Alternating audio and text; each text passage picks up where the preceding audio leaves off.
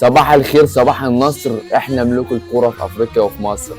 منتخب مصر ان شاء الله يلعب النهارده مع جنوب افريقيا. اتوقع ان شاء الله هنكسب مفيش مشكله. منتخب مصر صاحب الخبرات الكبيره وصاحب التاريخ العريق وصاحب الامكانيات الرهيبه. ان شاء الله هندوس على اي فرقه. ان شاء الله نكسب جنوب افريقيا النهارده وهنصعد اول المجموعه وهناخد البطوله ونلاعب اي حد. هاتولنا المغرب، هاتولنا السنغال، هاتولنا اي حد. منتخب مصر لا يهاب احد.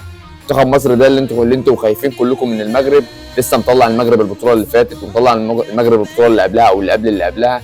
ما بيكون لو ناسي او انت فكر ان انا بقول كلام وخلاص. واحده منهم هدفين صلاح وتريزيجيه البطوله اللي فاتت، والبطوله اللي قبلها كان الهدف بتاع كهربا اللي كان في الدقيقه الاخيره في اخر الماتش لما كان الماتش 0-0 وجه كهربا نزل عمل الكره العرضيه الركنيه براسيه وحطها في قلب المرمى. فاحنا مطلعين المغرب اخر بطولتين، فاحنا عقده المغرب مش المغرب اللي عقده لينا. هتقول لي عشان هم في ملعبهم وفي بلدهم وجمهورهم ومش عارف ايه.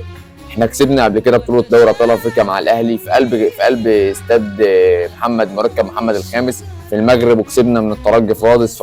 فلاعيبه مصر لا تهاب الجمهور ولا تهاب الملاعب. لعيبه مصر ومنتخب مصر دايما وانديه مصر دايما كعبها عالي وبتكسب بره مصر قبل ما بتكسب جوه مصر. لو هتقول لي انت خايف من السنغال، فانا واصل مع السنغال مرتين ضربات جزاء.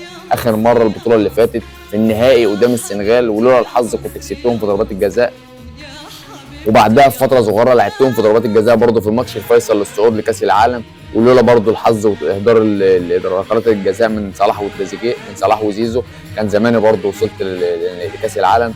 فمنتخب مصر اقوى من اي حد، ومنتخب مصر لو لعبته لعبت برجوله وبروح هندوس على اي حد في القاره. والبطوله بتاعت مصر، ففوقوا كده وشجعوا بلدكم. شوفوا الناس بتشجع بلادها ازاي، وشوفوا جمهور المغرب كله واقف ورا فريقه ازاي. هم وصلوا نص نهائي كاس العالم بس انت واخد 7 افريقيا.